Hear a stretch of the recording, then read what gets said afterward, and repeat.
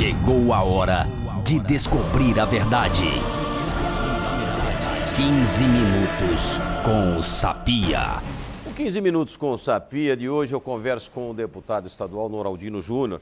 Ele é o presidente estadual do PSC, foi reeleito agora para o segundo mandato de deputado, com uma votação expressiva, mais do que dobrou o número de votos dele, alcançando aí a quinta posição, o quinto deputado mais votado da Assembleia Legislativa de Minas. Mas o Noraldino não iniciou na carreira política agora, ele foi vereador por 2 mandatos também em Juiz de Fora. Deputado, é um prazer ter você aqui no 15 Minutos com o Sapia no Alerta Super. Prazer é meu, Sapia, estar aqui conversando com os telespectadores, com os ouvintes da Rádio Super e principalmente num programa que é líder de audiência. Muito obrigado. Ô deputado, nós tivemos uma eleição atípica esse ano. Antigamente todo mundo falava assim, quem tem mais dinheiro, quem tem mais tempo de televisão vai ganhar. Aqui em Minas Gerais ganhou o Zema, não tinha tempo de televisão praticamente, era o azarão e acabou ganhando as eleições. Jair Bolsonaro da mesma forma, numa força tremenda nas redes sociais, não tinha tempo de televisão, também não gastou quase nada, perto do que os outros candidatos gastaram. E de repente, velhas raposas da política nacional, acabaram perdendo seus mandatos. Tivemos casos aí expressivos, vamos dizer, a presidente Dilma não conseguiu se eleger senador em Minas Gerais, o deputado federal, ex-ministro da Saúde, Saraiva Felipe, do MDB, não conseguiu se eleger. Na Assembleia Legislativa mesmo, vários deputados que estavam aí há muitos mandatos, podemos citar aí inúmeros, não conseguiram a reeleição. E de repente o senhor mais do que dobra o número de votos do senhor. Como é que o senhor conseguiu essa façanha? Sapia, eu acredito no modelo que ele é tradicional na política, né? Ao mesmo tempo que ele é novo, ele é tradicional. Eu acredito que o reflexo da eleição, ele tem que ser consequência de todo o seu mandato. Então é assim que eu trabalho durante os 4 anos para ir prestando contas à população e aí na época de eleição a gente apresenta os trabalhos e a conclusão de todo o trabalho de todo o mandato. Isso foi assim nos meus 2 primeiros mandatos de vereador e também no meu mandato de deputado estadual. E essa realidade ela vem me acompanhando durante toda a minha trajetória política. E eu espero agora estar mais preparado para a gente desenvolver ações e trabalhos que possam agradar o eleitor e melhorar o estado de Minas Gerais, melhorar a situação da população, no momento crítico que nós estamos vivendo na política mineira e do Brasil. Eu acredito que o nosso mandato aí, com um pouco de experiência que nós adquirimos, possa avançar ainda mais e também nas causas que nós defendemos, né? Eu trabalho muito com a defesa e proteção dos animais, que é uma realidade pessoal que eu consegui levar para a vida pública. A busca de pessoas desaparecidas, nós tivemos aí ao longo do nosso mandato, conseguimos devolver a felicidade às famílias de centenas de famílias ao longo do estado, no estado inteiro de Minas Gerais e em outros estados também. Sim. E é um problema sério que nós temos que enfrentar. Tem aumentado muito o número de pessoas desaparecidas. Nós não temos uma unificação de cadastro, né? Ou seja, Minas Gerais não se comunica com o estado do Rio, que não se comunica com São Paulo. Então, é um trabalho que nós temos que enfrentar, uma realidade que nós temos que enfrentar e ter o apoio do Congresso Nacional. E outras frentes, né? Como apoio ao desenvolvimento do Estado, enfim, são várias frentes, mas eu estou focando algumas delas até pelo nosso tempo. Claro. Mas eu acredito nessa máxima, o resultado da eleição como consequência do mandato. Eu vou querer citar alguns fatos dessa linha de trabalho do senhor, mas eu queria começar primeiro com uma posição que a gente faz muito aqui no programa. Eu, com 30 anos de jornalismo, sempre fiz isso nos meus programas de televisão e também de rádio, que é a questão das pessoas desaparecidas. Existe um cadastro nacional que tem 327 pessoas somente nesse banco de dados. Esse é um problema que nós enfrentamos. Aqui eu estive até com o Fernando Fabrini, eu conversei com a Laura Medioli sobre essa situação. Nós conseguimos aí encontrar e devolver a felicidade para várias famílias, mas nós temos uma deficiência muito grande. Qual que é a deficiência? A falta de comunicação. Então, nós estamos fazendo intervenções junto ao governo federal. Conversei a semana passada com o senador Cristóvão, conversei com o senador Rodrigo Pacheco, com o senador Antônio Anastasia e eu espero também estar conversando agora com o senador Carlos Viana para que a gente possa mudar essa realidade. Porque, Sapia, é uma coisa muito impressionante. Você que convive com essa realidade, a morte é uma questão natural, claro, né? Às vezes é uma questão que a gente não está esperando e acontece na família, mas a saudade vai ficar. A dor, ela vai diminuindo com o tempo, fica a saudade. Agora, quando você tem dentro da sua família um ente desaparecido, a dor é contínua e sempre aumenta. Claro. Você não sabe o que está passando por ela, se ela está viva, se ela está sofrendo, se ela está sendo agredida, qual foi a consequência disso, se foi tráfico de órgãos. Então, é um trabalho que, para nós, é muito importante. E a cada família que se devolve a alegria é uma satisfação enorme, né? Enorme. Já vale o seu mandato. Claro, com certeza. Uma pessoa só que você consiga retornar para a família já é demais. Mas eu sempre converso muito com os políticos, de um modo geral, cobro muito isso no ar, de atitudes que poderiam ser tomadas, que são várias. Quer dizer, de repente você chegar aí num supermercado, nas redes de supermercado, olha, todo supermercado na sacolinha vai ter que ter a foto do desaparecido. Na padaria vai ter que ter, se não tem um desconto no ISS, no ICMS, alguma coisa. Tem fórmulas de você conseguir fazer isso. Tem. Você tem hoje o horário eleitoral gratuito. Quer dizer, aqui de gratuito não tem nada, porque as emissoras todas recebem por fora e tal. Meu patrão fica bravo quando eu falo isso, mas é a realidade. Aqui também é assim. Recebe desconto de imposto, aquela coisa toda. Você tem hoje a TV Assembleia, que chega no estado inteiro hoje praticamente. Você tem as TVs chamadas culturais, capitaneadas pela Rede Minas, que poderiam ter em todos os programas, na abertura. No rádio fica mais difícil, mas nos jornais impressos e também nas televisões, obrigatoriedade disso aí. Olha, você tem que deixar aí 5 minutos por dia para você colocar, ou que seja 15 segundos a cada início de cada programa, 5 segundos, aparecer a foto, o telefone da pessoa, porque isso pode facilitar e ajudar. Verdade, verdade. Não só isso, sabe, mas nós temos ações que são tão importantes quanto essas iniciativas, que tem o caráter preventivo. Eu acredito muito na prevenção. Sim. Então, nós temos hoje condições de detectar quais são os fatores que geram parte desses desaparecimentos e divulgar campanhas que possam fazer com que as pessoas também possam tratar preventivamente essas ações. Vou citar um exemplo. Existe um índice de pessoas que desaparecem pelo início de Alzheimer. Sim. E as famílias não conseguiram detectar que aquela pessoa, embora nós temos todo o conhecimento de todos os sintomas que possam detectar que aquela pessoa está sofrendo com o princípio de Alzheimer. Nós tivemos vários casos, inclusive teve uma proposta de escrever um livro sobre as pessoas desaparecidas e também o número de adolescentes, né? Existe o desaparecimento voluntário também, sim, que é uma realidade. Existem fatos que têm aumentado também, como, por exemplo, os surtos que as pessoas passam, né? Que nós estamos vivendo numa... De depressão. E que levam as pessoas a desaparecer. Grande parte das pessoas que são moradores em situação de rua, em outras cidades, em outros estados, podem ser pessoas que estão desaparecidas em outros estados. Então, essa falta de informação e de interação desse cadastro faz com que haja uma dificuldade para que nós possamos aí que eu queria encontrar chegar, as deputado, pessoas. que isso aí é uma briga minha, mas de muitos anos. Eu nasci no Paraná, em Londrina.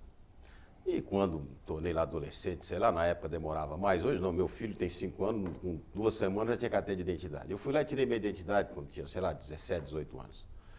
E quando vim para Minas Gerais, vim trabalhar em Minas Gerais, eu fui renovar um passaporte meu, estava com aquela nova lei que só vale 10 anos a identidade, que na minha época não existia isso.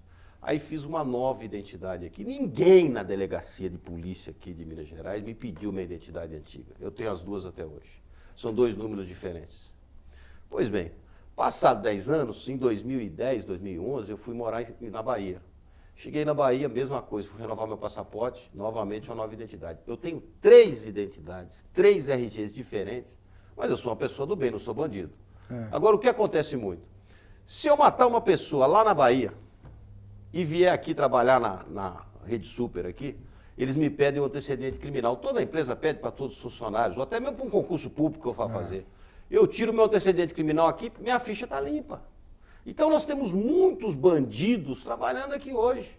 E em outros estados também, o cara matou aqui, foi para o Rio de Janeiro, foi para São Paulo. Quer dizer, é inadmissível um país como o nosso não ter um RG único, um cadastro único. Quanto mais um cadastro de pessoas desaparecidas, né? Existe, os estados têm o seu cadastro, mas não estão interligados E dificulta muito, porque o nosso gabinete, ele recebe muito essa demanda pela até dificuldade do número de pessoal na Polícia Civil, né? E a pessoa, quando tem uma pessoa desaparecida, até a informação, não é, hoje a informação, hoje mudou muito, mas ainda está precária a informação, porque as pessoas e algumas autoridades ainda imaginam que a obrigatoriedade de fazer a ocorrência de desaparecimento somente após 24 horas, e não Isso é a realidade. Não tem mais, acabou não, isso. Então, essas campanhas de publicidade podem ser feitas isso aí, porque você tem que fazer a ocorrência quando a rotina é quebrada. Claro. Por exemplo, você tem uma filha que tem... Chega em casa às 6 horas da tarde, chegou às 10 horas da noite, não apareceu. E ela tem costume de atender o celular sempre. Então, quando há uma quebra de rotina, com fortes indícios de uma irregularidade, aí você vai ter que ir lá e fazer o desaparecimento, a ocorrência, porque quanto mais cedo fazer a ocorrência, mais chance você tem de encontrar. Nós tivemos um caso aí de o desaparecimento de uma adolescente, até foi na cidade de Juiz de Fora, eu estava em Belo Horizonte, e nós conseguimos detectar o desaparecimento. Foi meia-noite que eu recebi a informação, estava deitado, a mãe desesperada. Nós começamos a desenvolver um trabalho junto com a Polícia Civil. No outro dia, 5 horas da manhã, a nossa equipe estava no Rio de Janeiro, buscando a menina. O CORE nos ajudou lá no Rio de Janeiro para invadir o apartamento, que nós conseguimos a informação que aquela menina estava lá. É um caso também, não tinha tempo de contar ele todo aqui, o desdobramento, mas nós conseguimos rastrear e encontrar a menina e devolver a menina para casa. Foi 5 horas da manhã. Agora, se esse tempo... Aí é um pouco complexo, porque a suspeita era séria, era suspeita de tráfico de órgãos ou tráfico de pessoas, porque é uma realidade, embora as pessoas imaginem que isso aqui está muito distante de nós. Não está distante, não. Tráfico de pessoas, já entrevistei várias pessoas que passaram por isso, que saem com o sonho de ir para o exterior, para ser modelo, chegar lá, vira escrava sexual, ter o passaporte roubado. Isso é uma realidade enorme, principalmente meninas do interior do Nordeste. Eu fiz uma matéria no Nordeste uma vez, quando trabalhava em Salvador, fui até o Maranhão fazendo nos estados todos, e as meninas que são levadas para lá, mas é um número enorme de pessoas, realmente é um risco. Agora vamos entrar um pouquinho na polêmica. O senhor já foi à Coreia? Já fui. O senhor comeu carne de cachorro? Não. Fui na Coreia do Sul, lá não tem esse costume, não. Me diga uma coisa, essa proteção dos animais. Eu ontem vi uma cena na televisão que me emocionou, não sei se o senhor viu, um rapaz que teve um morador de rua teve um problema estomacal, alguma coisa, e foi para o hospital, e os 4 cachorros dele ficaram na porta do hospital. O senhor viu essa cena? Não, eu não vi, mas é uma cena muito interessante. Eu vou te passar um relato, porque eu converso muito com os moradores de situação de rua. E a grande dificuldade de parte desses moradores de irem para os albergues é a falta de local de acolhimento dos animais. Então, é um fato importante para a gente poder nos debruçar. Agora, a Eli comprova foi hoje no Jornal da Globo de manhã, aquele jornal Bom Dia, foi no Bom Dia hoje de manhã que eu vi. 4 ou 5 cachorros ficaram na porta da UPA esperando ele sair. E o mais interessante, eles não entraram, eles ficaram na porta. Parecia que, tipo assim, que eles sabiam que dali eles não podiam passar. Sabe, aí está o verdadeiro sentimento, o sentimento puro. Ali é um sentimento de amor, é um sentimento de gratidão. Pena que alguns animais vivem tão pouco, né? Aquele caso lá do supermercado em São Paulo, que o segurança bateu no animal e tal, papapá. Hoje tem uma pena isso, né? Uma pessoa que agride tem uma pena. Né? Hoje foi aprovado no Senado, agora está indo para a Câmara dos Deputados a alteração das penalidades, que ainda é muito branda no Brasil. Né? Então, existe uma força-tarefa de vários estados, de vários atores, estou falando atores que militam na causa, entre políticos, entre atores, entre pessoas que têm bastante influência, para mudar a legislação brasileira. É importante destacar que no Brasil, nos Estados Unidos, crime contra os animais é considerado crime contra a humanidade.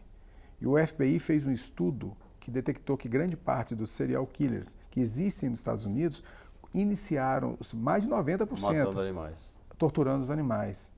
Então, porque a gente é até compreensível, né? Aquele caso que aconteceu com o deputado Alencar da Silveira Júnior, que é seu colega lá na Assembleia, daquele rapaz que atirou de cima do prédio na casa dele, disse que foi foi comprovado que ele atirava em cães de rua, de moradores de rua, que ele atirava lá de cima, começou atirando em cães. Pois é, eu tenho uma posição muito rígida nisso aí, porque a pessoa que tem coragem, sabe, de maltratar um animal, eu acredito e eu defendo essa tese, que essa pessoa tem coragem de fazer qualquer coisa com o ser humano. Claro. Porque o animal é um ser indefeso. Lógico. E assim, você trabalhar com o que é indefeso, com a criança, com o adolescente, com o deficiente, com um animal que está lá, não está fazendo mal a ninguém. O que esse animal que estava no Carrefour fazia de mal? Ele estava procurando a sobrevivência. E nós, humanos, que somos os culpados. Claro. Né? E ainda existe um incentivo, né? Não existe ações de prevenção, é o que nós estamos lutando. Por exemplo, não existe controle da criação e do comércio de animais domésticos de raça. E isso, as pessoas não têm informação, o quanto que contribui para o crescimento do número de animais em situação de rua e animais abandonados. Né? Você vê, quando você vai comprar, na maioria dos estabelecimentos, você vai comprar um animal de raça, você vai lá, paga, ele leva. O sujeito não te perguntou qual que é a sua realidade, não te perguntou quanto tempo você tem para destinado para o animal, não te informou quanto custa ter um animal em casa, não te falou quais são as necessidades que aquele animal, principalmente algumas determinadas raças. Por exemplo, você mora num apartamento, seu filho que encantou com um Golden Retriever, que é um animal, um filhotinho maravilhoso. Qualquer, não pode criar um apartamento, né? Mas se você chegou lá, você vai pagar e vai levar. Ao contrário disso, você vai numa ONG, que não tem, na grande parte delas passam por grandes dificuldades. Você vai lá adotar um animal, primeiro você vai preencher uma ficha de cadastro, ela vai fazer a avaliação da sua realidade, se é compatível com o animal e tudo, e depois ainda vai fazer um monitoramento. Então, eu acredito que o grande avanço na proteção animal é a mudança da visão da sociedade, das autoridades com relação aos animais. A coluna do Vitório Medioli dessa semana no Jornal O Tempo, ele conta a história, ele relembra uma história de 15 anos atrás de um cachorrinho dele chamado Astronauta, que eles pegaram na rua, com a pata quebrada e tal, e ele disse que esse astronauta ficava colado nele, que era uma coisa impressionante, um vira-latas com tanto carinho, com tanto amor. E realmente isso é legal a gente passar. No livro mesmo que você citou, da Laura Medioli, também ela conta várias histórias desse tipo de trabalho. Agora vamos voltar mais para a política do Estado. Como é que fica o deputado Noraldino em relação ao governo Zema? Oposição, independência ou apoia? Em todos os meus mandatos, eu discordo. Primeiro eu vou deixar bem claro que eu discordo do sistema oposição, situação e base. Eu não gosto desse sistema. E eu acho que esse sistema ficou muito conhecido aqui no Brasil, mais fortalecido no Brasil. Eu não concordo com ele. Eu gosto de ficar sempre na independente. Tem que votar o que você acha que a sua consciência acha que é o correto para a comunidade. E nós temos que agora entender, eu apoiei o Anastasia, eu tenho uma grande simpatia por ele, confio nele, nunca participei, não tenho vínculo nenhum ao seu partido, mas é uma pessoa que eu tenho simpatia, apoiei, mas quando acabou a eleição e o Zema teve a vitória, o que nós temos que fazer agora é nos unir enquanto parlamentares, enquanto pessoas que podem fazer diferença para a sociedade e unir para que o Estado de Minas possa mudar. O que eu torço muito para que o governo Zema dê certo. Eu tive com ele, foi uma boa conversa, eu senti dele que é uma pessoa que está com disposição para mudar, que está com vontade. Então, tudo o que eu puder fazer e que for bom para o Estado, o governador pode ter o meu apoio. Eu acho que nós estamos passando por uma mudança significativa na política, onde a maioria dos parlamentares vai ter que se adequar a essa nova realidade. Então, tem que acabar aquele negócio, né? Se há governo, não sou contra, né? Esse negócio de torcer contra o pior, melhor. Torcer contra quanto pior, melhor. Quer dizer, vamos ver, vamos deixar o homem trabalhar primeiro, né? Tanto no governo estadual como no governo federal. O seu partido no governo federal, como é que ele está a situação dele? O meu partido no governo federal, o Bolsonaro era do PSC, sim, fez uma mudança, né? Inicialmente para o Patriotas, depois para o PSL. Nós temos um bom relacionamento, o partido apoiou o Bolsonaro no segundo turno, nós tínhamos candidatos, candidato a presidente e vice-presidente no primeiro turno, mas eu tenho um bom relacionamento, eu tive a oportunidade de viajar com o Bolsonaro, com toda a sua família, para Israel, e uma coisa é importante, a gente a gente consegue ver realidade a gente que já conviveu com ele, com a sua família, realidade na sua disposição de tentar mudar o Brasil. Então, eu acho que isso é muito importante. Ele sentou nessa cadeira e eu percebi realmente essa disposição dele de mudar o país. Vai errar, vai. Todos nós erramos, eu erro no meu mandato e tudo. Agora, é importante que o Brasil, agora, acabou as eleições, haja uma unificação, né, para o bem do país. Acho que a crise, ela é muito mais sentimental. Sim. Então, se nós conseguirmos passar para o Brasil um sentimento, né, de mudança, uma esperança, a população vai junto. Né? E a gente já percebeu isso depois das eleições, os anúncios de várias empresas que resolveram já aplicar mais dinheiro. A gente vê uma onda de otimismo, a gente percebe isso. Até no comércio você começa a perceber isso. Ô, deputado, nosso tempo está acabando. Eu posso afirmar aqui para os nossos ouvintes da Rádio Super Notícia e também para os nossos telespectadores do Portal Tempo, do YouTube, do Instagram, do Twitter, todos esses negócios que eles gostam aí, que eu não entendo nada, mas eu sei que tem. Estou conversando com o próximo prefeito de Juiz de Fora? Não, eu não posso afirmar, não pode afirmar isso não. Na realidade é o seguinte, eu fui eleito para deputado estadual, quero desenvolver um trabalho como deputado estadual. Tenho uma profunda preocupação com os rumos da cidade. É a cidade que eu nasci, sim, é uma cidade que eu quero ver funcionar. Eu tenho um sonho de ver a cidade funcionar, isso eu não nego.